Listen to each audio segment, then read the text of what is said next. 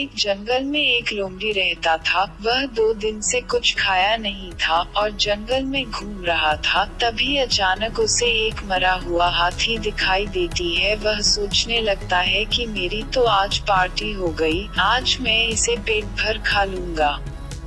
यह सोचकर जैसे ही लोमड़ी उसके करीब जाता और उसे खाने की सोचता है, पर उसकी चमड़ी इतनी मोटी रहती है कि वह हाथी को काट नहीं पाता है। तभी वह सोचने लगता है कि मैं क्या करूं, मैं कैसे खाऊं, भूख लगी है, खाना भी मेरे सामने है, पर मैं इसे खा नहीं सकता, मुझे कुछ करना पड़ेगा, तभी मैं इसे खा पाऊंगा, वरना नहीं खा पाऊंगा। यह सोच ही रहा था, तभी वहाँ एक अचानक शेर आ गया और शेर कहने लगा, वाह रे मेरे शिकार, मेरे सामने तुम आ गए। तभी वह कहने लगा, महाराज मैं तो आप ही का राह तक रहा था, मैं आपके लिए एक हाथी मार कर रखा हूँ, आप इसे खा सकते हैं।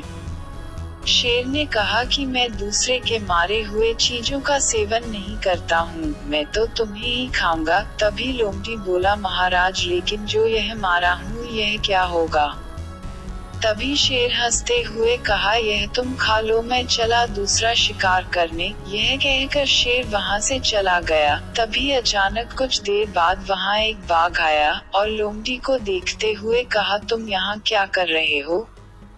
लोमड़ी ने कहा, मैं यहाँ हाथी की रखवाली कर रहा हूँ, शेर गए हैं नहाने और मैं इस हाथी की रखवाली कर रहा हूँ। और शेर ने यह भी कहा है मुझे कि अगर कोई बाघ आएगा तो मुझे बताना, मैं उसे नहीं छोड़ूंगा।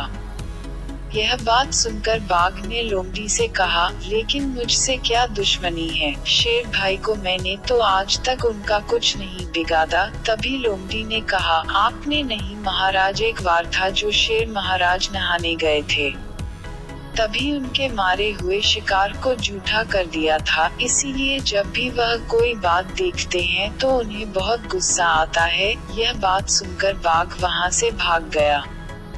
तभी थोड़ी देर में वहाँ एक चीता आया और उसने कहा कि मैं बहुत ही भूखा हूँ, आज मैं तुम्हें मारकर खा जाऊंगा। लोमड़ी इस बात को सुनते हुए कहा, आप इतने भूखे हैं तो यह हाथी का मांस खा सकते हैं। शेर नहाने गया है और मैं इसकी रखवाली कर रहा हूँ, जब तक शेर नहीं आता है तब तक तुम जी भर के खा लो।